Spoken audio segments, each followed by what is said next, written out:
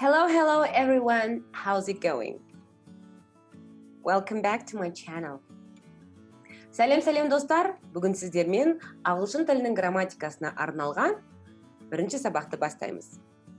Бұл сабақтардың барлығын біз Raymond Murphy'дің English Grammar in Use деген кітабы арқылы өтеміз. Бұл кітап intermediate деңгейіне арналған. Сондықтан да егерде сіздер ағылшын тілінің грамматикасының бүге-шүгесіне дейін білгім келеді дейтін болсаңыздар, міндетті түрде осы кітапты сатып алып, менімен бірге соңғы юнитке шейін жетеді деген сенімдемін. Дайынсыздар ма? Дайын болсаңыздар, бастаймыз. Бүгінгі бірінші тақырып бізде present continuous. Present continuous бұл өте көп қолданылатын шақтардың бірі. Present continuous дегеніміз не? Present continuous дегеніміз, егер де қандай да бір іс-әрекет тап қазір, нақ қазір болып жатқан болса, онда осы біз present continuous шағын қолданамыз. Яғни қазақ тілге present continuous нақ осы шақ болып аударылады.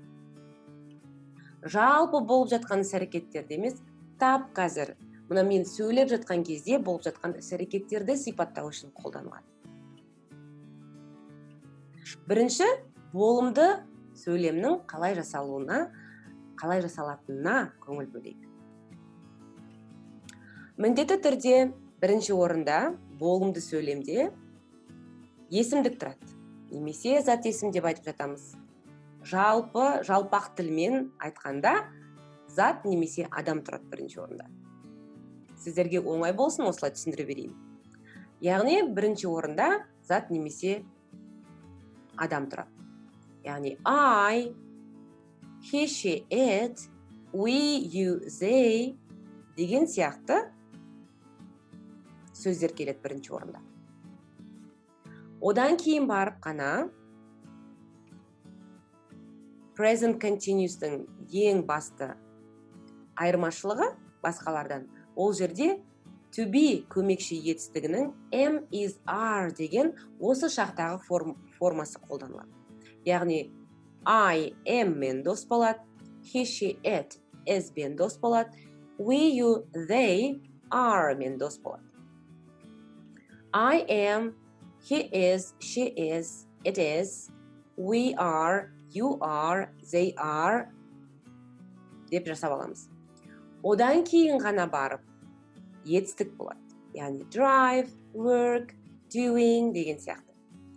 Енді сол етістікке біз in деген жалғауды жалғаймыз. Сол кезде ғана present continuous нақ осы шақты біз жасай аламыз. Сол кезде ғана біз қандай да бір іс-әрекеттің тап қазір, дәл қазір болып жатқанын туралы айта аламыз басқа біреуге. Сонда бізде I'm driving. He, she, it is working.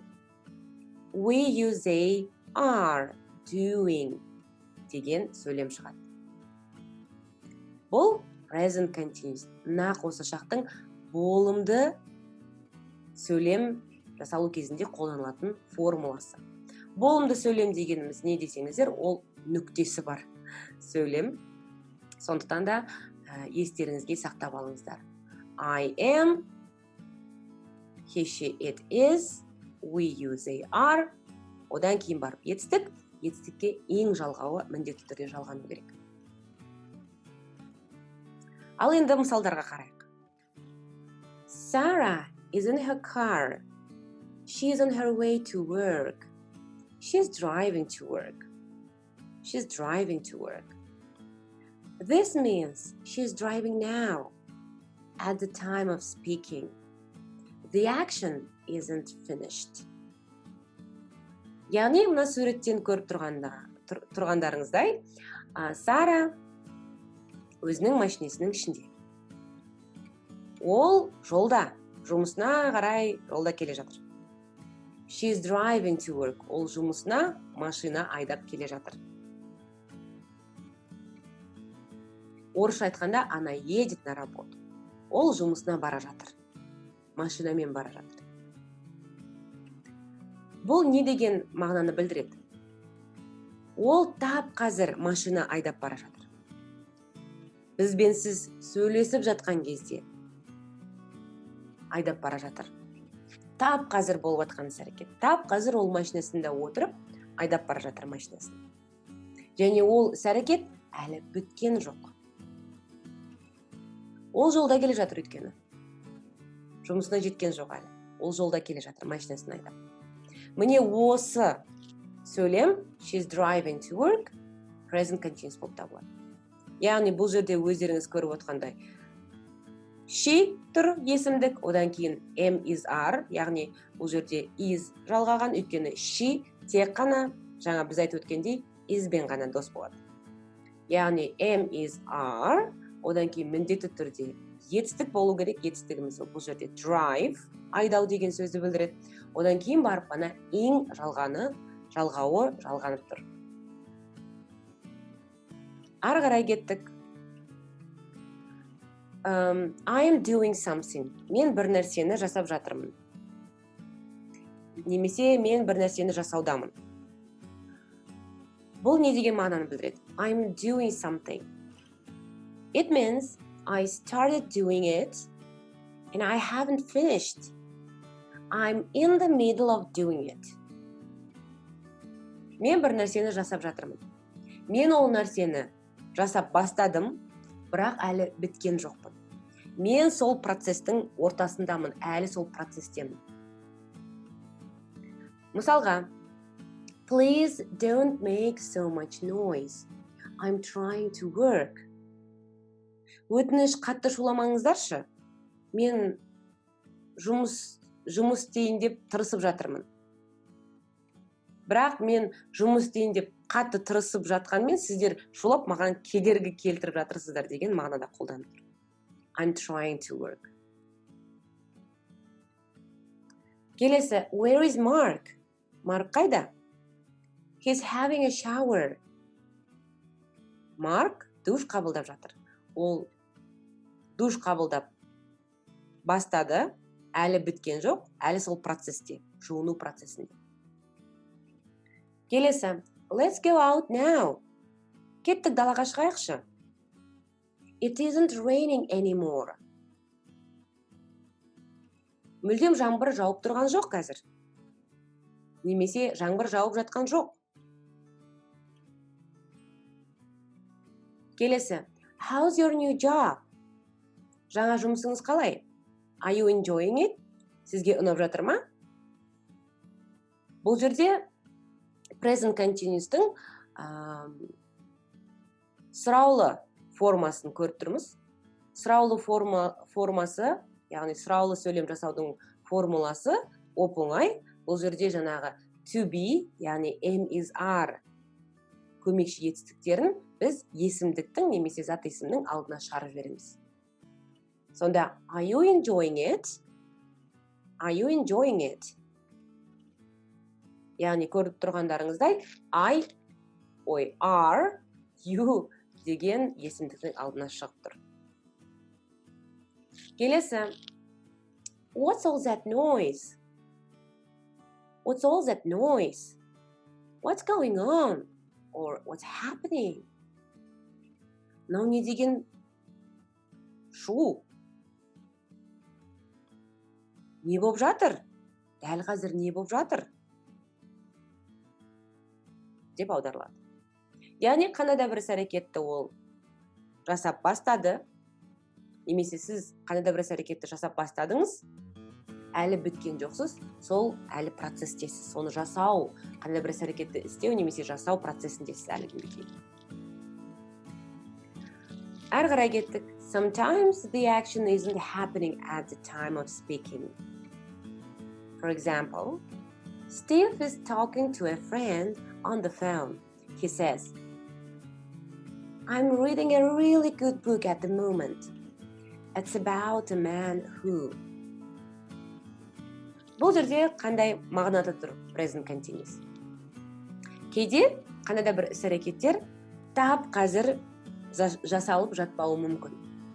Яғни біздің сөйлеп тұрған нақ қазір жасалып жатпауы мүмкін. яғни мысалға дәл қазір болып жатпауы мүмкін. Мысалға, мына жерде Стив өзінің досымен телефонмен сөйлесіп жатыр. Және ол айтуда: мен сондай керемет кітапты тап қазір оқып жатырмын. Немесе мен керемет кітапты оқудамын. Ол кітап мынандай адам туралы деп ары қарай өзінің әңгімесін жалғастырып жатыр. Сонда Стив қалай айтып тұр? Steve says, I'm reading, but he isn't reading the book at the time of speaking. He means that he has started reading the book, but hasn't finished it yet. He is in the middle of reading it. Бұл сөйлемді қалай түсінеміз? Ол айтуда: мен кітап оқудамын. Бірақ ол досымен телефонмен сөйлесіп жатқан кезде оқып тұрған жоқ қой, Былай телефон ұстап алып, кітапты ұстап алып, оқып тұрып айтып жатқан жоқ ол әңгімені. Ол дәл қазір сөйлесу процесінде өзінің кітап оқып жатқандығын айтып отыр. Ол бірақ тап қазір оны оқып отқан жоқ. Бұл қандай мағынаны береді бұл сөйлем? Ол қандай да бір кітапты оқуды бастады, бірақ әлі біткен жоқ оны. Ол сол оқу процесінде. Жаңадан бері сізге түсіндіріп отқан нәрсе осы. Яғни, I'm reading a really good book at the moment. Немесе at the moment мүлдем айтпауы да мүмкін. I'm reading a really good book деп айтуы мүмкін. Яғни, ол кітапты бұрын бастаған, бірақ әлі біткен жоқ, әлі оқуда, әлі оқып жатыр. Әлі сол оқу процесінде, 156 бетте әлі. Түсіндіңіздер ғой, Ары қарай көрейік. Kate wants to work in Italy, so she's learning Italian. Kate Италияда жұмыс істегісі келеді, және сондықтан ол не істеп жатыр? Итальян тілін үйренуде.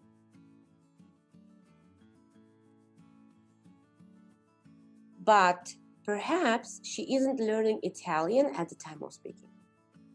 Ол итальян тілін үйренуде, бірақ ол тап қазір үйреніп жатыр деген мағынаны білдірмейді. Тап қазір ол кітаптарды алып оқып отыр деген сөзді білдірмейді. Ол оқу процесінде, әлі тілді үйрену процесінде. Келесі. Some friends of mine are building their own house. They hope to finish it next summer. Менің кейбір достарым өздерінің үйлерін соғуда. Үй соғу процесінде, яғни. Олар келесі жазда сол үйлерді бітіруге үміттеніп отыр. Бұл жерде some friends of mine are building their own house. Яғни олар жеке өздерінің үйлерін соғуда, соғу процесінде. Яғни оны олар бастаған, әлі біткен жоқ, сол процесте әлі. Әлі шатырын жауып жатуы мүмкін. Тағы да сондай бір тірліктерді жасап жатуы мүмкін. Бұл жері енді сіздерге түсінікті деп ойлаймын. Түсінбесеңіздер, міндетті түрде қайтадан тыңдап, қайтадан өздеріңіз оқып шығыңыздар. Келесі. You can use the present continuous with today, this week, this year. Periods around now. Яғни біз present continuous'ты, яғни am is are плюс етістікке ing жалғаумен қандай да белгілі бір сөздермен қолданамыз. Яғни today, this week, this year деген сөздермен қолдана аламыз. Today деген бүгін, this week осы аптада, this year осы жылы. Мысалға, you are working hard today. Yes, I have a lot to do. Сен бүгін өте қатты жұмыс істеудесің. Я, менің жұмысым өте көп. Менің жасайтын тірліктерім өте көп бүгін. Келесі. The company I work for isn't doing so well this year. Осы жылы мен жұмыс істеп жатқан компанияның жағдайы мәз емес. Яғни жақсы жұмыс жасап жатқан жоқ деген мағынаны білдіреді. Яғни бұл жерде present continuous'тың today, this week, this year деген сөздермен де қолданылуы көрсетілген. Келесі. We use the present continuous when we talk about the change that has started to happen. We often use these verbs in this way. Бұл жерде ең маңызды айтып өтетін бір нәрсе, біз present continuous'ты қандай да бір өзгерістер басталған кезде қолданамыз. Яғни қандай да бір өзгерістер белең алып жатқан кезде қолданамыз. Мысалға, getting, becoming, starting, beginning, changing, improving, increasing, rising, falling, growing деген сияқты. Бұл сөздердің барлығы көбінесе қандай да бір диаграмма немесе графиктерді сипаттау үшін көп қолданылады. Мысалға, бұл жерде getting, becoming деген тоже өзгерісті білдіреді.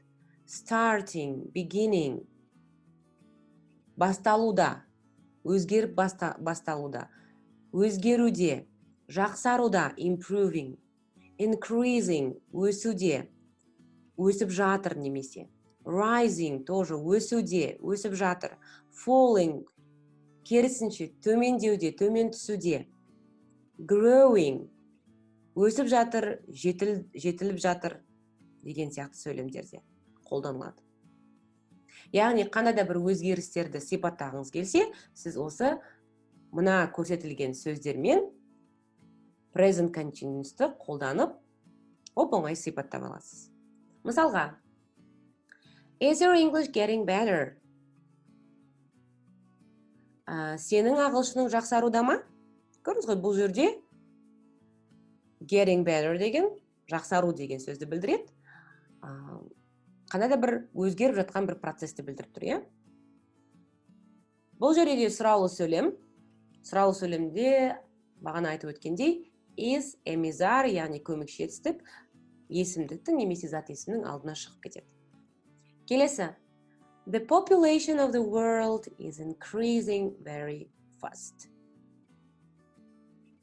Дүние жүзінің адамдар саны, яғни население, халқының саны, адамзаттың саны өте жылдам өсуде. Қандай да бір өзгерісті сипаттап тұрмыз бұл жерде. Келесі. At first I didn't like my job, but I'm starting to enjoy it now. Басында мен өзімнің жұмысымды ұнатпаған едім. Бірақ маған қазір ұнап келе жатыр. Яғни, бұл жерде де біз қандай нәрсені көріп тұрмыз? Өзгерісті көріп тұрмыз.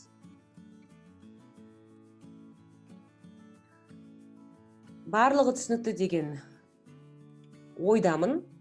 100% түсіну үшін міндетті түрде кітапты қайтадан ашып, осы видеоны қайтадан көріп, өзіңіз жақсылап оқып талдап алыңыз.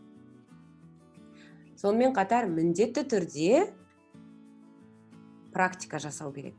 Практикасыз, яғни қандай да бір жаттығуларды қолданбай, немесе осы present continuous'ты түсінгенмен, формуласын білгенмен, егер сіздер сөйлеу кезінде қолданбасаңыздар, бұндай видеолардың ешқандай пайдасы болмайды. Сондықтан да видеоны көрдіңіз ба, міндетті түрде практика жасауға тырысыңыз. Енді practice time. Келесі сөйлемдерді міндетті түрде пікірге аударып, жазып, практика жасаңыздар. Бірінші сөйлем. Мен музыка тыңдап жатырмын. Олар күліп жатыр. Көркем телефонмен сөйлесуде. Арман Америкада оқып жатыр ма? Ол жаңа үй соғып жатырған жоқ. Қазір қар жауып тұр. Өздеріңіздің варианттарыңызды комментарийге, пікірге міндетті түрде жазып қалдырыңыздар. Мен тексеремін. Сонымен қатар, егерде каналға әлі жазылмаған болсаңыздар, каналға жазылып, қоңырауды басып қойды ұмытпаңыздар. Сонда келесі грамматикалық видео сабақтарды жүктеген кезімде бірден сіздерге хабарлама келеді. Жаңа видео шықты деген. Міндетті түрде жақсылап түсініп алуға тырысыңыздар. Бұл ең басы ғана, өйткені басынан түсінбесеңіздер, кейін ары қарай қиын болып кетеді. Сіздердің қолдауларыңызға сенемін. Егерде видео ұнап жатқан болса, және де осындай пайдалы видеоларды ары қарай жаза берсін деген мотивация берсеңіз, міндетті түрде лайк басып, келесі сөйлемдерді аударып жазып кетуді ұмытпаңыздар. Үлкен рахмет. Bye. See you in the next video.